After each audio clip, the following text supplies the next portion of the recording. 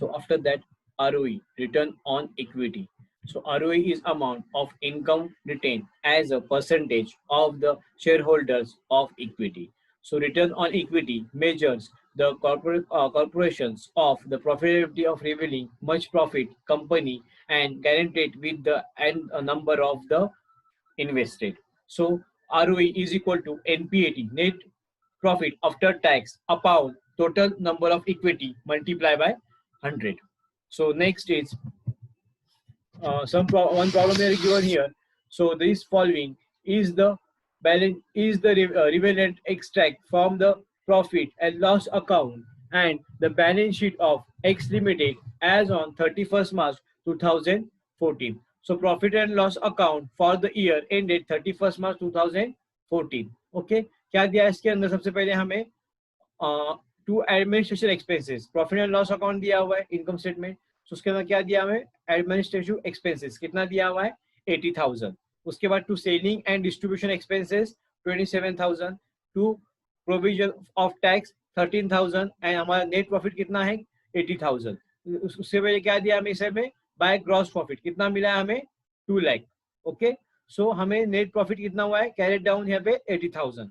Okay, उसके बाद है balance sheet as on 31st March 2014। एक एग्जांपल है, प्रॉब्लम नहीं दिया हुआ, एक एग्जांपल आपको बता रहा हूँ जिसके अंदर ये दिया है कैसे कैलकुलेट करते हैं। So balance sheet as on 31st March 2014। So share capitals अंडरस्कम 600, 7% of preference share 100 each fully paid, कितना दिया हुआ है यहाँ पे? 60,000।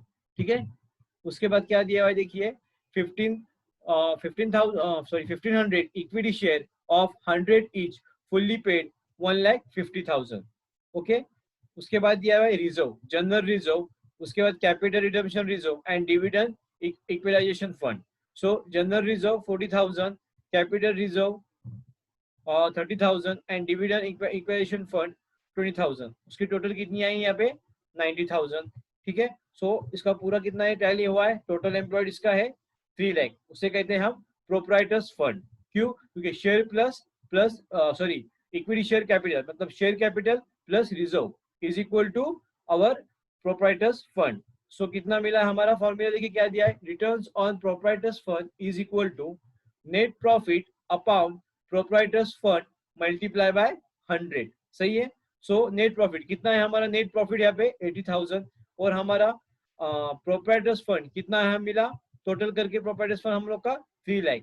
ओके, सो 80,000 अपॉन 3 लाख कितना आया? Multiply by 100, 26.6। समझ में आया यहाँ तक? सो उसके बाद है return on capital employed. So return on capital employed is the financial ratio that measure of company's profitability and the efficiency with the each capital employed. Okay, so return on cost of goods is equal to EBIT, earning before interest and tax, upon total capital employed is called owner's fund plus borrow fund multiplied by 100. So from the following information, calculate the rate of return on capital employed. Sales given 50 lakh and capital employed rupees 40 lakh and profit earn rupees 6 lakh. Okay, so formula क्या है return on capital employed का? PBIT, profit before interest and tax, upon capital employed multiply by 100। So PBIT कितना दिया हुआ है यहाँ पे? देखिए यहाँ पे बताया information calculate the ratio of the return of the capital employed of sales 50 lakh and the capital employed 40 lakh and profit earn, कितना प्रॉफिट अर्न हुआ उससे पहले? 6 लाख। ओके, उसके बाद उन्होंने क्या बताया है? कैपिटल एम्प्लॉयड कितना दिया हुआ है हमें? कैपिटल एम्प्लॉयड यहाँ पे देखिए कैपिटल एम्प्लॉयड 40 लाख। सही है, so 6 lakh upon 40 lakh multiply by 100, how much you will get here? Answer 15%। ठीक है, after that our second example, XYZ Limited has net income of rupees 10 lakhs and this figure include interest expenses of rupees 1,20,000 and the taxes of 2,80,000 when the total asset of the company's IDs of 400 lakhs. Calculate the return on total asset. So EBIT upon total asset is equal to how much? Our EBIT is given here. So our EBIT is given 14 lakh upon 400 lakhs. So total EBIT upon total asset is equal to, we will get 3.5%. So calculation on the return on total asset is equal to, we will get 3.5%. Okay, after that the example, I am going to take the one problem in financial mathematics by the help of ratio analysis. Let's see. So financial mathematics के अंदर हमने example देखे, तो उसी तरह एक problem भी दिया हुआ है, ठीक है. So following the summary balance sheet of the star product limited as on 31/3/2014. Ratio analysis का प्रॉब्लम है.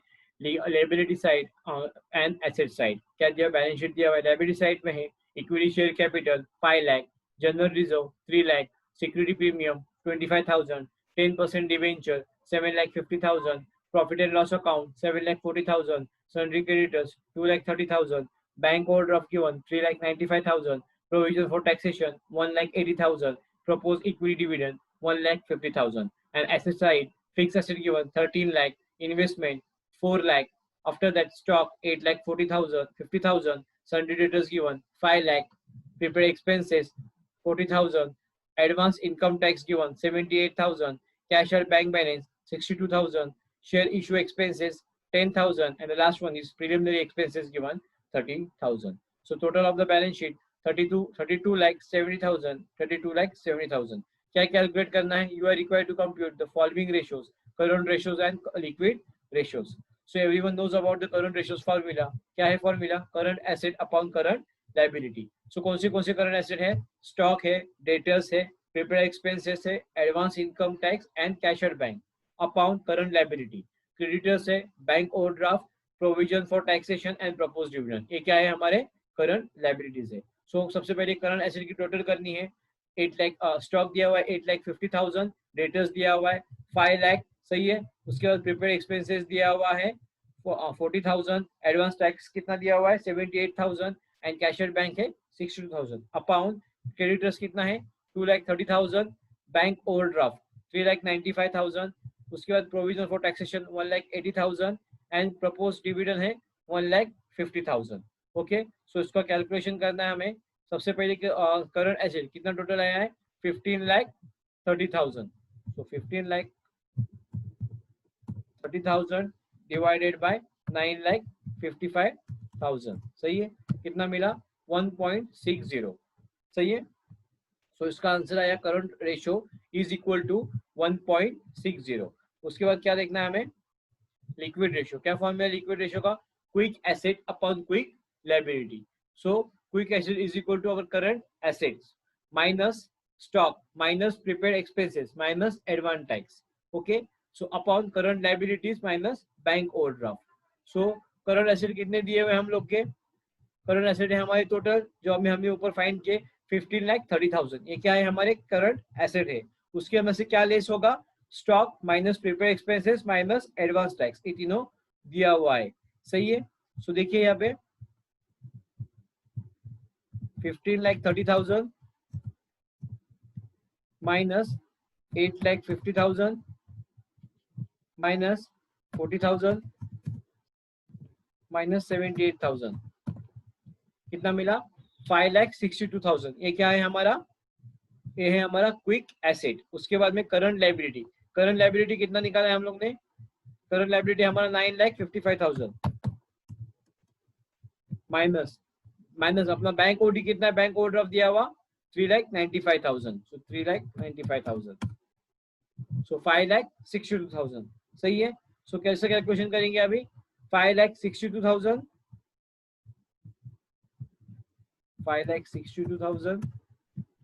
अपॉन क्विक लायबिलिटी कितना मिला 5,60,000. टोटल आंसर आया हमारा 1,001. सो 1:1 भी कह सकते हैं. So liquid ratio is we will get 1. So after example, our next point, life cycle planning. So life cycle financial planning help to you understand the various types of financial risks that an individual come across his life and developing proper plan to meet those changing of needs which can be. So इसके अंदर हम क्या करते हैं? हमारा struggling period रहता है, ठीक है, अर्ली वर्किंग ईयर्स के अंदर. इसके अंदर हम ज्यादा सेविंग नहीं करते. हम क्या करते हैं? हमारा मनी इन्वेस्ट करते हैं, ठीक है. और अगर हमारा पैसा हमने पहले कहाँ से लोन लिया तो वो क्या करते हैं? लोन के अंदर वो पैसा डालते हैं, ठीक है। और उसके बाद क्या करते हैं हम हमारे जो इमरजेंसी फंड्स है वो भी इसके अंदर हम क्रिएट करते हैं। मतलब जब हम स्टार्ट करते हैं जॉब के लिए, ठीक है, तो हम क्या करते हैं, सबसे पहले हमारा फोकस रहता है इन्वेस्टमेंट के ऊपर, हमारे इमरजेंसी फंड क्रिएट करने के ऊपर, ठीक है, और हमारी फैमिली के लिए, ठीक है, जो हम एक्सपेंड कर सके money. So the early working year refer to period when the individual career developing and involve providing support to your family and managing burden. Example, loan. So first is under that early working years, establishing an emergency fund. So establishing of emergency fund, approximately 6 months of your income to be prepared from any unexpected events like job loss, health related expenses, etc. to protect your interests. तो इसके अंदर क्या होता है, अगर हम जैसे कहा मैंने कि हमें क्या करना पड़ता है, इमरजेंसी फंड क्रिएट करना पड़ते हैं, सही है। इसके अंदर अगर हम इमरजेंसी फंड क्रिएट करेंगे तो उसके हिसाब से क्या होगा, अगर हमारा इन फ्यूचर अगर जॉब जा सकता है, सही है, और कोई हेल्थ इशू निकल सकता है, तो हमें क्या करेगा, इमरजेंसी फंड क्या करेगा, हेल्प कर सकता है, प्रोटेक्ट कर सकता है, ठीक है। So next point under come prepare for unexpected issue related to health, life and disability insurance. So on early age also that something happened to you and the future in the financial burden won't be borne to pass on your family member of manage properly. इसके अंदर क्या होता है, unexpected issue related health issue, life, उसके बाद related to life, ठीक है। अगर इसके अंदर डेथ हो जाती है सडनली, अगर हमारा इंश्योरेंस रहेगा तो क्या हो सकता है, हमारी फैमिली को बाद में प्रोटेक्ट करना है, मतलब एक अमाउंट मिल सकती है जिसकी वजह से क्या होगा, हमारी फैमिली कहते हैं उसको कि एक इंश्योरेंस अमाउंट सेविंग अमाउंट के बराबर होती है, तो क्या होगा, हेल्प होगा उसके अंदर, ठीक है। So next, so after that और next point start saving for the retirement, ठीक है। सो इसके अंदर क्या होता है कि हम जल्दी से जल्दी अगर हमने पैसे सेव किए तो हमारे लास्ट ईयर में क्या हो सकते हैं, वो काम आ सकते हैं, ठीक है, जब हम रिटायरमेंट होंगे, ठीक है। सबसे पहले मतलब जितने जल्दी हम इसके अंदर पैसे सेव करेंगे उतना ज्यादा क्या होगा, हमारा पेंशन प्लान का जो अमाउंट रहेगा वो ज्यादा होगा, सही है, और ज्यादा हमारे पैसे क्या हो गए, सेव हो गए इसके अंदर, सही है। तो this sooner you start to save, the better is the create less pressure to save and seek high investment return of your later years. Okay, so next is the later working years. उसके बाद next age group है 45 to 65 years के अंदर, ठीक है। सो उसके अंदर क्या होता है, the later working years are characterized by the helping children become financially independent, carrying your parents, paying off loans, and so important plans also come. So under first, prepare for chronic illness and with long-term care insurance as is needed for the estate tax planning for provide the chronic illness. Or after that, next point, understand how much retirement saving you need so that you have a sufficient amount to generate living income in future by paying of all types in liabilities. So next point, review your sources of retirement income by working on your social security plan, other income sources that can help you to you and the retirement of your age. After that, our next point, consider purchasing an annuity that will be further increasing the amount of the guaranteed lifetime income that you receive. So these all type of working years, age of 45. After that, our next point, after work age of 65 years and onwards. As your working years come to an end of your priorities will shift from saving to living off your saving. So our first point, decide when to stop working. The decision to stop working will influence how you long your saving will last, as the more the number of year of your work, for more will be of your saving. इसके अंदर क्या होता है, एक ऐसा वक्त आएगा after 65 years as के बाद कि आपको आपके सेविंग के ऊपर क्या होगा, आपका जो रिटायरमेंट प्लान है उसके ऊपर और आपके सेविंग के ऊपर आपका पूरा वक्त बिताना होगा, सही है। सो आपका कोई इनकम स्ट्रीम नहीं रहेगा सिवाय आपके रिटायरमेंट प्लान के और आपके सेविंग के सिवाय। इन्वेस्टमेंट के हमें रोक सके और प्रॉफिट को रोक सके, ठीक है। सो टाइप्स ऑफ इन्वेस्टमेंट रिस्क, देखिए कुछ टाइप्स ऑफ इन्वेस्टमेंट रिस्क हमने रिस्क मैनेजमेंट के चैप्टर नंबर फर्स्ट और सेकंड में देखे हैं। सो सेम ही है volatility. So volatility risk in the risk investing instrument that are move volatility could imply that the individual investing can experience significant rise or fall over a period of time every time the changing the risks are come in the volatility risk. देखिए volatility risk यानी क्या होता है इसके अंदर कि हम जो रिस्क के लिए रेडी होते हैं, वो ही रिस्क हर टाइम हमें नहीं आता। इसके अंदर ये बताया गया है कि आपको अगर इस साल सबसे जैसे कि अभी कोरोना चल रहा है, तो क्या होता है, बहुत सारी मार्केट की कंडीशन डाउन है, सही है। तो आपको हर साल यही रिस्क आएगा ऐसा नहीं, अगले साल क्या आ सकता है, इस टाइम के अंदर फ्लड आ सकता है। मतलब रिस्क जो आएगा वो पता ही नहीं होगा कि कौन सा होगा, मतलब हर एक चेंज होगा रिस्क के अंदर। शायद रिस्क मतलब कोई नहीं भी आ सकता है, लेकिन क्या होता है, हमें प्रिपेयर रहना पड़ता है उसकी वजह से, जो इसके अंदर बताया गया है वोलेटिलिटी रिस्क के अंदर। ठीक है, so next point, capital risk. So whatever an investment is volatile or not, there is always a risk that can capital value may be fall. An individual needs to be aware before making such investment as their risks of capital in involved. So our next point in capital after market risks. So everyone knows about the market risks. Okay, the new situations, innovations, competitors, these are come in market risks, right? So there are various factors in the investment. So market risks under come equity risk. It is the risks that apply the investment in share since the demand and the supply mainly lead to drop the market price of shares. After that, the second point in the market risk, interest rate risk. So it is the risk of losing money due to changes the interest rates debt instruments. देखिए equity risk के अंदर क्या होता है, हमें पता है कि इक्विटी शेयर्स की प्राइस कैसे अप डाउन होती रहती है। ओके, उसी तरह ही इंटरेस्ट रेट क्या होता है, फ्लक्चुएट होते रहता है, कभी सेम नहीं रहता।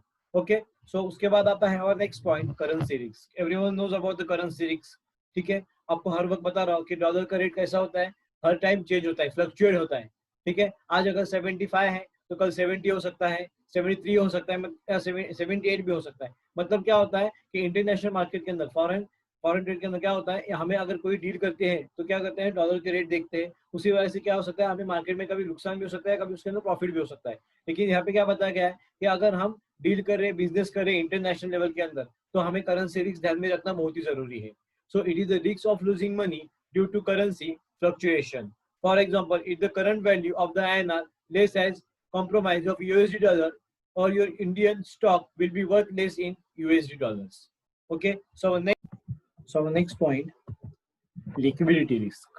The risk of being unable to sell your investment at fair price and not getting the money when you want to know as the liquidity risk. So in this point, if you are selling some product, and if you don't get the same money or same profit, so that's come liquidity risk. Okay, अगर आप कोई अच्छा अपना product बेच रहे हो market के अंदर और जो आपको रेट चाहिए उसी हिसाब से आपको अगर रेट नहीं मिल रहा है, तो वो क्या हो सकता है, आपका लिक्विडिटी रिस्क हो सकता है। ठीक है, सो अपना जो प्राइस जो आपने तय किया है उसी हिसाब से अगर आपका प्रोडक्ट सेल हो रहे मार्केट के अंदर, ठीक है, आपको उसके अंदर प्रॉफिट जनरेट हो रहा है, तो आप उसको रिस्क नहीं कहेंगे। लेकिन ऐसी कोई रिस्क है जो आपका जो प्रोडक्ट सेम टाइप के अंदर अगर बिक नहीं रहा है, जैसा कि एग्जांपल लीजिए कि कॉम्पिटिटर्स हमारा सेम फीचर के साथ कोई दूसरा प्रोडक्ट लॉन्च करते हैं, तो वही रीजन होता है कि हमारा प्रोडक्ट कभी सेल नहीं हो पाता। ठीक है, या उससे कस्टमर सेटिस्फाई नहीं है, तो अगर प्रोडक्ट सेल नहीं होगा तो हमें क्या हो सकता है, उसके अंदर लिक्विडिटी रिस्क हो सकता है, मतलब उसको अच्छी प्राइस नहीं मिल सकती है। ठीक है, it means when you are selling but you don't get the good price, आपका जो अच्छी जो आपने तय किया प्राइस वो आपको ना मिलना, is called our liquidity risk. Okay, so next point, concentration risk. So concentration risk, the risk of losing money due to concentration is a single investment is called concentration risk, which can be avoided by diversifying your investment and spending the risk. इसके अंदर कैसा क्या है कि आपका हर जब आप invest कर रहे हैं तो आपका कॉन्सेंट्रेट होना बहुत ही इंपॉर्टेंट है। जैसे कि हमने लास्ट पॉइंट के अंदर भी एक एग्जांपल दिया था कि अगर अपनी इन्वेस्टमेंट डाइवर्सिफाई होगी, जैसे कि लास्ट एक पॉइंट देखा था हमने रिस्क मैनेजमेंट के अंदर, मोर रिस्क मोर प्रॉफिट। अगर आपने आपके जितनी डाइवर्सिफाई होगी, जितनी आपकी इन्वेस्टमेंट होगी, उतना आपको क्या होगा, प्रॉफिट होगा। सही है, सो आपका ध्यान होना चाहिए कि कहाँ पे हमें आगे जाके इन्वेस्ट करना है, तो आपका रिस्क कम होगा। अगर आपने डायरेक्टली इन्वेस्ट किया, आपने एक ही जगह इन्वेस्ट किया और अगर वो लॉस में चला जाता है, तो क्या हो सकता है, आपको बहुत सारा रिस्क आपको सहन करना पड़ सकता है, आपको हो सकता है। सो कॉन्सेंट्रेशन रिस्क यही आपको बताता है। ठीक है, so next point, credit risk. So credit risks arise when an entity is unable to pay the interest and goes into financial difficulties. Hence, the credit rating of the bond need to be evaluated, it also known as difficult risk. सो इसके अंदर आप क्या बताएंगे कि credit risk, अभी credit risk आपको कौन सी चीज के ऊपर आएगा, आपके इंटरेस्ट के ऊपर, ठीक है। सपोज आपने कोई एक गोल्ड जो आपने खरीदा है, आपने उसके बाद आपको क्या किया, आपने वो उसके ऊपर लोन निकाला, मतलब गोल्ड लोन किया, ठीक है। तो अगर आप कहेंगे कि आपको सिर्फ उसकी जो मुद्दल है, मतलब जो अमाउंट है वही भरनी है, आप इंटरेस्ट नहीं भरना चाहोगे और उसका इंटरेस्ट बढ़ता रहेगा, तो क्या हो सकता है, आपका वो गोल्ड मतलब वो लोग क्या करेंगे, जैसे ना नीलाम, वो हो सकता है, ठीक है, उसके अंदर। तो वही बताया उन्होंने कि अगर अब जैसा इंटरेस्ट रेट चेंज होता है उसी हिसाब से क्या होता है, आपका जो है जो 25 का गोल्ड, वो भी उसकी प्राइस भी क्या होगी, मतलब आपको आप भर नहीं पाएंगे, तो उसके अंदर आपको लॉस हो सकता है, सही है। और होता है क्रेडिट रिस्क के अंदर इंटरेस्ट रेट जैसा चेंज होता है वही उसके हिसाब से क्या होता है, आपकी अमाउंट आपको उतनी ज्यादा भरनी होगी। जैसे इंटरेस्ट रेट बढ़ेगा, ठीक है, बोलते हैं कि हर एक अमाउंट के ऊपर क्या होता है, इंटरेस्ट रेट लगता है। सपोज आपका अगर 1000 है, उसके अंदर आपका इंटरेस्ट इंक्लूड है, सही है। और उसके बाद अगर आपने वो पे नहीं किया इंटरेस्ट, या वो अमाउंट उस टाइम पे पे नहीं की, तो क्या होता है, उस अमाउंट के ऊपर भी जो ऑलरेडी इंटरेस्ट लग चुका है उसके ऊपर भी क्या होता है, फिर से इंटरेस्ट लगता है। तो इसकी वजह से क्या होगा, इंटरेस्ट और इंटरेस्ट रिस्क आपका बढ़ेगा, आपका क्रेडिट रिस्क बढ़ेगा। ये होता है क्रेडिट रिस्क के अंदर, ठीक है। So next point, reinvestment risk. So, reinvestment risk, it refers to the risk of loss arising from reinvesting principal of income at the lower interest rate. Example, suppose of your purchase of bond paying 4% reinvestment. So, risks affect you when the interest rate drop at you need to reinvestment principal at least 4%. देखिए इसके अंदर क्या बताया गया है कि अगर आपने सबसे पहले इन्वेस्टमेंट किए, उसके ऊपर आपने क्या किया, 4% से आपने इंटरेस्ट दिया उसको, एक कस्टमर को, और उसके ऊपर अगर आपने फिर से री इन्वेस्ट की और आपको 4% से कम इंटरेस्ट मिल रहा है, 4% से कम प्रॉफिट मिल रहा है, तो वो क्या होगा, आपका लॉस होगा री इन्वेस्टमेंट के अंदर। आपने एक बार इन्वेस्ट किया, आपको वहां पे प्रॉफिट जनरेट हुआ, प्रॉफिट मिला, लेकिन इसके अंदर आपने फिर से री इन्वेस्ट किया वही अमाउंट, और उस 4% से क्या मिला, आपको कम में प्रॉफिट मिला, ठीक है। तो वो क्या हो सकता है, आपका री इन्वेस्टमेंट रिस्क हो सकता है, ठीक है। नेक्स्ट है inflation risk. So inflation risk के अंदर क्या आता है कि the risk of loss the purchasing power due to price rise is known as inflation risk. Inflation reduce the purchasing power of money of over time. Cash and debt instruments like bonds are prone of inflation instrument like real estate and share offer some protection against inflation. So inflation risk के अंदर क्या होता है कि यहाँ इसके अंदर क्या होता है कि एक तक हद तक प्रोडक्ट की प्राइस क्या होती है, इंक्रीज होती है, ओके। सो कभी डिक्रीज भी हो सकती है, लेकिन इसके अंदर क्या रिस्क बताया गया है कि जैसे कि आप मान लो कि अभी प्रोडक्ट एक है गोल्ड, तो अभी फिलहाल गोल्ड की प्राइस कितनी हाई हो चुकी है, सही है। सो अगर कोई लोग इसके अंदर कोई खरीदना चाहते हैं तो क्या होगा, तो उसको सबसे महंगा पड़ सकता है, सही है। अगर किसी ने प्लान किया होगा कि हमें 2 महीने के बाद खरीदना था, लेकिन 2 महीने के बाद पता चला कि उसकी प्राइस क्या होगी, इंक्रीज होगी। सो हमें क्या हो सकता है, वो इंक्रीज होने के कारण हमें उसके अंदर अगर हमने मनी इन्वेस्ट किया तो क्या हो सकता है, हमें शायद नुकसान भी हो सकता है, क्योंकि बोल नहीं सकते आगे जाके इसकी प्राइस डिक्रीज हो। मतलब इन्फ्लेशन, इन्फ्लेशन मतलब क्या, कम चढ़ उतार जिसे हम कहते हैं, उसके हिसाब से क्या होगा, अगर हम इन्वेस्टमेंट करेंगे तो शायद हमें सबसे ज्यादा अगर हमने अमाउंट उसके अंदर डाली गोल्ड के अंदर, तो शायद आगे जाके नुकसान हमें उठाना पड़ सकता है, ठीक है। So our next point, horizon risk. So what is meant by horizon risk? The risk that your investment horizon may be shortened due to unforeseen, unexpected event like a job loss may force you to sell investment that you were expecting to hold for a long time, making your lost money. देखिए इसके अंदर क्या बताया है, horizon risk मतलब ऐसा risk कि शायद आपको आगे चल के हो सकता है।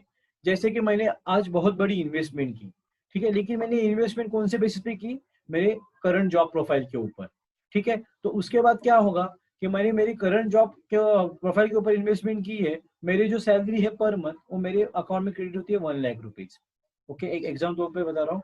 तो अगर 1 लाख रुपीज क्रेडिट होती है तो उसके अंदर से मैंने 70,000 और 60,000 मैंने क्या किया, इन्वेस्ट किया कौन से अदर पार्ट में। सपोज मैंने कोई बड़ा बिजनेस में चालू कर रहा हूँ, या मैं कोई बड़ा फ्लैट ले रहा हूँ, ठीक है, तो उसके अंदर मैंने मेरा पैसा इन्वेस्ट किया, ठीक है। लेकिन सडनली अगर मेरे जॉब के अंदर कोई प्रॉब्लम आता है, ठीक है, जैसे कि अभी देखिए कोरोना की वजह से बहुत लोगों के जॉब जा चुके हैं, मतलब बहुत लोगों को जॉब जॉब से निकाला गया है, ठीक है, या किसी कारण उन लोगों को जॉब छोड़ना पड़ा है, सही है। तो ऐसे टाइम पे मेरी इन्वेस्टमेंट क्या होगी, पूरी नहीं होगी, आधी ही रहेगी। तो उसे ही कहते हैं हम हॉरिजॉन्टल रिस्क, कि ये रिस्क कैसे भी आ सकता है, अनएक्सपेक्टेड है, कोई कंडीशन आ सकती है, कोई मेडिकल मेडिकल प्रॉब्लम आ सकता है, ठीक है, या किसी कारण हमारा जॉब जा सकता है, तो इसी वजह से क्या होगी, हमारी इन्वेस्टमेंट अधूरी रहेगी, तो उसे ही कहते हैं हम हॉरिजॉन्टल रिस्क। अंडरस्टैंड? सो next point, longevity risk. So longevity risk के अंदर क्या होता है, it refer to the risk of outlying increasing your saving and relevant for people who are retired or nearing retirement. इसके अंदर क्या बताया, देखिए कि अगर मैं रिटायरमेंट के करीब जाता हूँ, ठीक है, बहुत सारे लोग क्या करते हैं, देखिए जब रिटायरमेंट आता है, रिटायरमेंट का टाइम आता है, तो लोग इन्वेस्ट करना छोड़ डालते हैं, सही है। क्या करते हैं वो लोग, सेविंग में ज्यादा बिलीव करते हैं। क्या कहते हैं कि अगर हमारी सेविंग ज्यादा होगी तो हमारी रिटायरमेंट के बाद क्या आ सकती है, काम आ सकती है, सही है। लेकिन इसके अंदर भी क्या रिस्क बताया गया है कि अगर हमारी सेविंग ज्यादा है, हम सेविंग करेंगे, लेकिन सेविंग से पैसे बढ़ेगा क्या, नहीं बढ़ेंगे, सही है। पैसे बढ़ते कैसे, अगर हम इन्वेस्ट करते हैं, कहाँ लगाते हैं, तो हमारे क्या होगा, पैसे बढ़ने के चांसेस ज्यादा होते हैं और बढ़ती भी है, सही है। तो ये एक रिस्क हो सकता है इसके अंदर, रिस्क के अंदर, कि अगर हमने इन्वेस्ट करना छोड़ दिया, सिर्फ सेविंग के ऊपर फोकस किए, तो रिटायरमेंट के टाइम पे हमें वो रिस्क उठाना पड़ सकता है, ठीक है। So next point, foreign investment risk. अभी इसके अंदर क्या बताया गया है, फॉरेन इन्वेस्टमेंट रिस्क के अंदर, it refer to the risk of loss that arise when investing in foreign countries. For example, the risk of nationalisation, when you buy foreign investment, there is risk of political, social, political environment might affect your capital. देखिए इसके अंदर क्या बताया कि अगर आप सबसे पहले क्या करेंगे, अपना जो पैसे है वो अगर फॉरेन इन्वेस्टमेंट करते हैं, ठीक है, और सडनली आपके और आपकी कंट्री के रिलेशन, दूसरी कंट्री के रिलेशन खराब होते हैं दूसरी कंट्री के साथ, तो आपने जहाँ फॉरेन अपने पैसे इन्वेस्ट किया है, वो कहेगी दूसरी कंट्री कि आप हमारे साथ बिजनेस मत कीजिए, हम आपको यहाँ पे बिजनेस करने नहीं देंगे। कोई सोशल फैक्टर इसके अंदर इन्वॉल्व है, पॉलिटिकल फैक्टर इन्वॉल्व है इसके अंदर, सही है। तो उसकी वजह से क्या होगा कि वो कहेंगे कि हम आपको यहाँ पे बिजनेस करने नहीं देगी, तो ऐसे टाइम पे आपकी इन्वेस्टमेंट वहां पे भी क्या हो जाएगी, अधूरी रह जाएगी, ठीक है, आप वहां पे बिजनेस नहीं कर सकते। तो ये होता है फॉरेन इन्वेस्टमेंट रिस्क के अंदर, ठीक है। सो ये थे हमारे पूरे points. Thank you.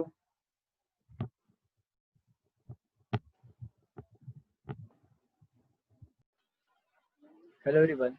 Today I am going to start our new unit number 4, retirement planning. सही है। देखिए हमने लास्ट चैप्टर में देखा था कि हम फाइनेंशियल प्लानिंग करते हैं, सही है। सो फाइनेंशियल प्लानिंग में ये पॉइंट आया था कि रिटायरमेंट प्लानिंग भी उसी के साथ क्या है, बहुत जरूरी है, सही है। अगर हम हमारी रिटायरमेंट प्लानिंग करेंगे, रिटायरमेंट प्लानिंग मतलब क्या होता है कि हम जब हमारे एक एज के बाद हम क्या करते हैं, जॉब से रिटायर में होते हैं, सही है। और उसी दौरान हमें जो अपनी लाइफ स्टाइल है उसे जीने के लिए, सही है, जिस तरह हम लाइफ स्टाइल जीते हैं उसे जीने के लिए हमें कुछ पैसों की जरूरत होती है, सही है।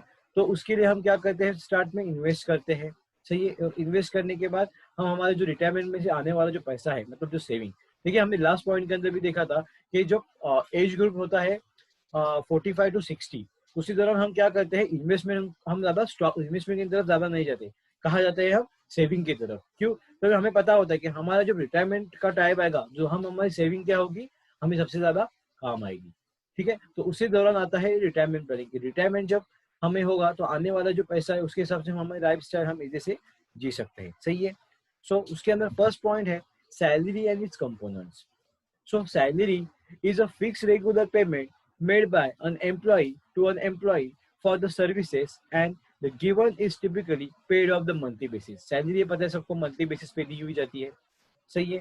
लेकिन according to the Indian income tax क्या बताया कि according to Indian income tax for Act 1961 is the salary is the remuneration to receive by the accruing to the individual and periodically to services and rendered as result as express of meal contract, सही है। तो उसके अंदर बताया गया है कि 1961 से सैलरी जो रिम्यूनरेशन हम लेते हैं उसके हिसाब से भी क्या होता है, देखिए हर एक जब वो सैलरी देंगे वो फुल्ली क्या होती है, फुल्ली टैक्सेबल होती है, उसके ऊपर भी आपको क्या करना पड़ता है, टैक्स देना पड़ता है, सही है। जैसे ही उसके साथ वही पॉइंट आ रहा है कि कंपोनेंट्स ऑफ सैलरी अंडर्स कम बेसिक सैलरी, जैसे कि मैंने बताया कि it is a refer to the basic of a to remuneration paid by employee to his employer for the service indeed and the refundable. After that, our next point come dearness allowances. So dearness allowances DNS allowances is provident to reduce the impact of inflation. सही, देखिए इसके अंदर क्या होता है, DNS allowances ऐसे allowance कि जो गवर्नमेंट अपने जो गवर्नमेंट सर्वेंट है उसको पे करती है। डीएनएस का अर्थ क्या होता है, इसके अंदर ये डियरनेस जो सबसे उनके करीब होता है। सही है, करीब यानी क्या कि जो गवर्नमेंट के लिए काम करता है, जो आगे जाके कुछ नया कुछ नया बनाने वाला है। सही है, जैसे कि आप देखते हैं कि अभी कोरोना के टाइम पे क्या चालू है, सब लोग वैक्सीन ढूंढ रहे हैं, कैसी वैक्सीन मिल सके। मतलब इसके अंदर जो आने वाला खर्चा है वो इवन उन्होंने एक लैपटॉप भी खरीदा, ठीक है, उनके कुछ काम के लिए, तो वो भी पे कौन करता है, उसका जो एक्सपेंसेस है वो गवर्नमेंट पे करती है, क्योंकि उन्हें पता है ये जो काम हो रहा है हमारी गवर्नमेंट के लिए हो रहा है, हमारे लिए हो रहा है। तो मतलब क्या है, और बड़े बड़े एमएनसीज में, मतलब प्राइवेट में भी ऐसे काम किया जाता है कि देखिए बहुत सारी जो कंपनीज है वो अपने एम्प्लॉय को लैपटॉप भी प्रोवाइड करते हैं, ठीक है, मतलब आप ले लो, हम आपको आपका बिल पे करेंगे। सो ये होता है डीएनएस अलाउंस के अंदर कि जो भी खर्चा है वो आपका कंपनी पे करेगी। Okay, so next point is house rent allowances. So house rent allowance सबको पता है, जैसे कि गवर्नमेंट के लिए भी हो, प्राइवेट सब एमएनसीज के लिए भी हाउस रेंट अलाउंस क्या किए जाते हैं, पे किए जाते हैं। सही है, इसको एकोमोडेशन कहते हैं हम लोग। मतलब क्या कि आप जिसके लिए काम कर रहे हो वो आपको एकोमोडेशन देगा वहां पे रहने के लिए free of cost. Okay, so next point is convenience allowance. अभी कन्वीनियंस अलाउंस मतलब क्या कि आप हमारे लिए काम कर रहे हो, हमने आपको एकोमोडेशन दिया और उसके साथ कन्वीनियंस अलाउंस दिया। कन्वीनियंस यानी क्या, ट्रैवल अलाउंस। ठीक, देखिए एक सिंपल सा स्टोर भी मैं बताता हूँ कि अगर कोई वोडाफोन या कौन से जियो के लिए भी काम करता रहेगा, तो वो जो जब सर्विस देता है, ठीक है, तो वो सर्विस देने वाला क्या करता है, जैसे कि पहले क्या होता था, अभी ऑनलाइन सब आ गया, लेकिन पहले क्या होता था, हर एक आदमी रिचार्ज हर देने के लिए हर एक स्टोर पे जाता था, मतलब उसको भी जो ट्रैवलिंग एक्सपेंसेस लगता था वो भी उसको कंपनी पे करती थी। सही है, मतलब क्या कि जो भी आपको ट्रैवलिंग एक्सपेंसेस होगा वो क्या कौन पे करेगा, आपको कंपनी पे करेगी। सही है, यही होता है कन्वीनियंस अलाउंस के अंदर। और इसके साथ ही अगर आप कोई बड़ी डील के लिए जाते हो, सही, आइए आप फॉरेन टूर के लिए भी जाते हो कंपनी के साथ, कंपनी के काम के लिए, तो वही आपको क्या करेगी, कन्वीनियंस अलाउंस क्या करेगी, आपको पे करेगी। ये होता है कन्वीनियंस अलाउंस के अंदर। Okay, so next is reimbursement. अभी रीइंबर्समेंट हमें हमारे लास्ट पॉइंट के अंदर भी देखा था कि मेडिकल रीइंबर्समेंट किसे कहते हैं। See medical reimbursement, so medical reimbursement का मतलब क्या होता है, अदायगी। जैसे कि हमने लास्ट के अंदर देखा था परतफेड।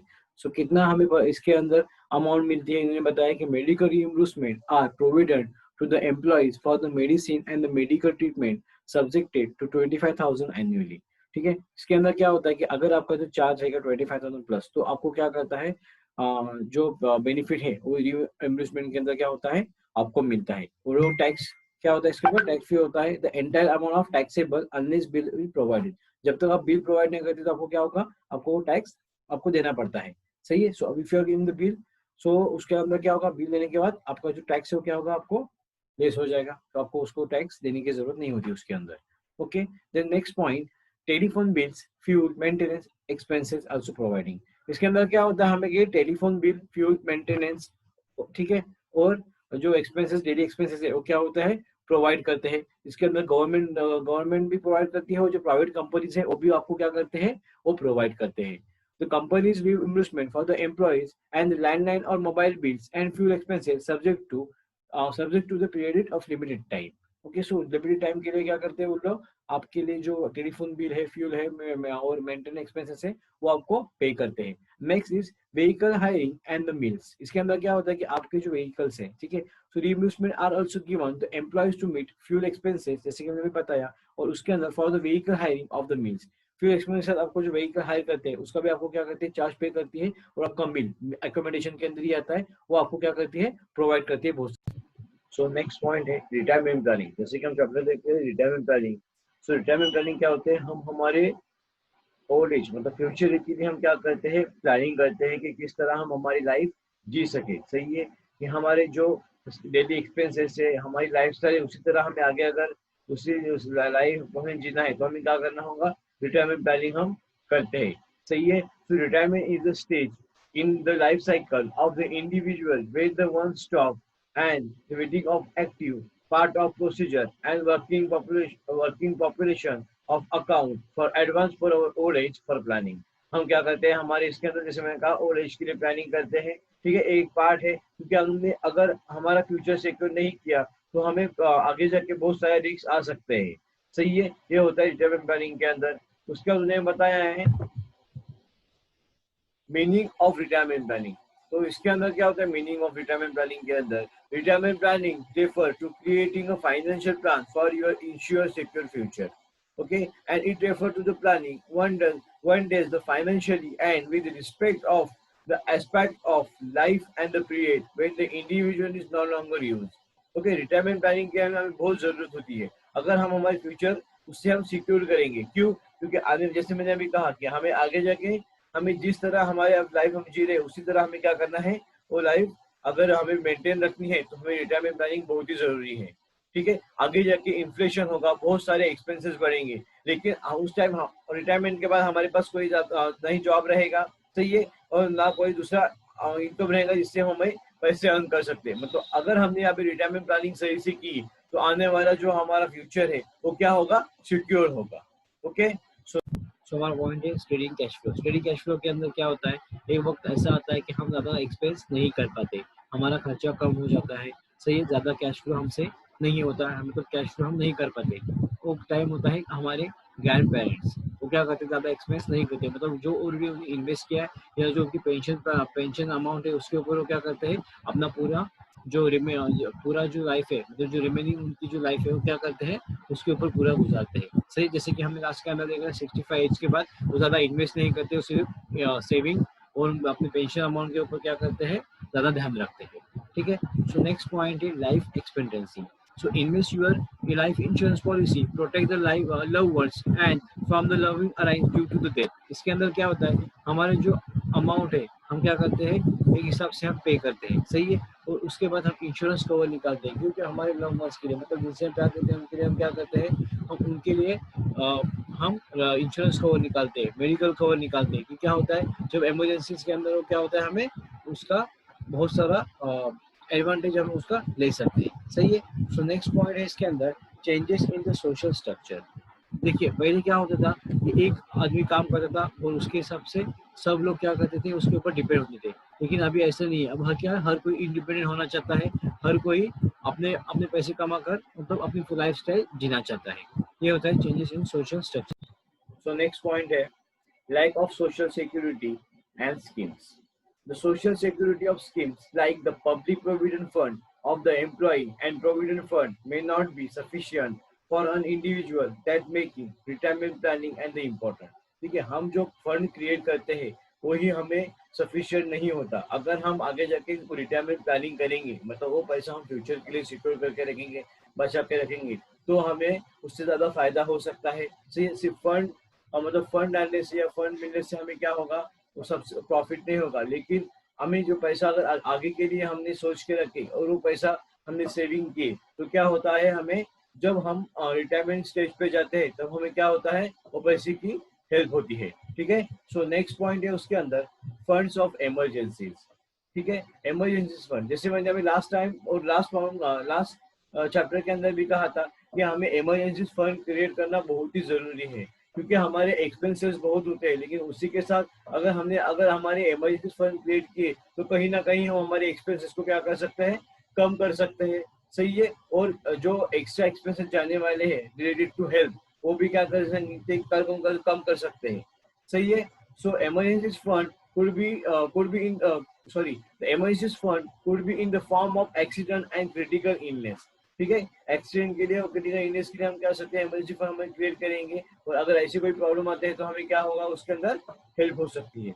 सही है, one needs to ensure that the proper planning do not overcome and medical family and emergencies that might occur during the retirement।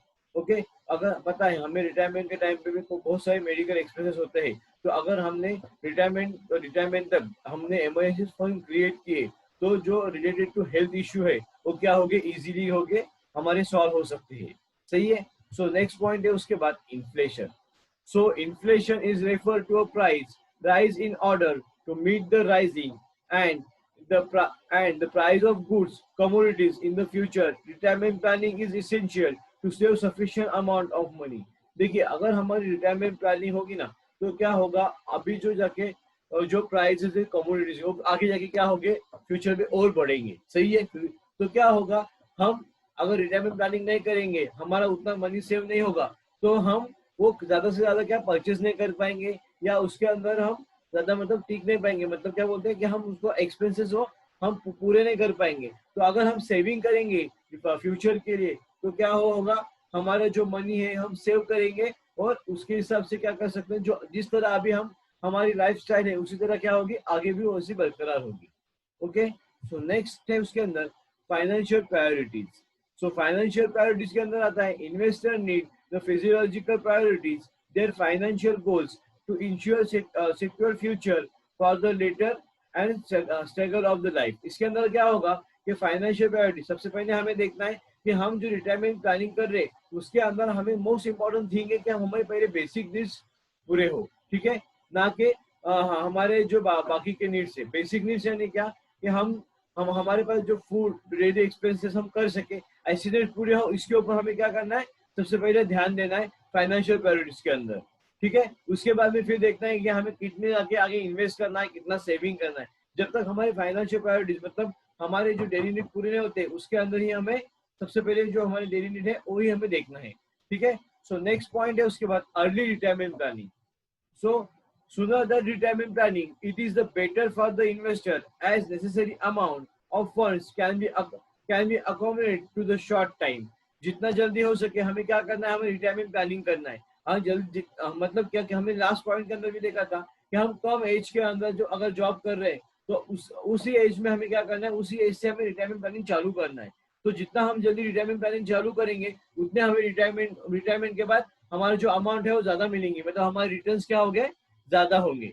ये आता है रिटायरमेंट प्लानिंग के अंदर। ओके, सो नेक्स्ट पॉइंट है life cycle planning. So life cycle planning हमने already last chapter के अंदर देखी है। बिगनिंग ऑफ ईयर्स कितने होते हैं, 45 टू और 6 ईयर्स के अंदर क्या होगा, यही आता है लाइफ साइकिल प्लानिंग के अंदर, ठीक है। वो हम लाइफ साइकिल प्लानिंग फिर से एक बार देखेंगे इसके अंदर क्या है।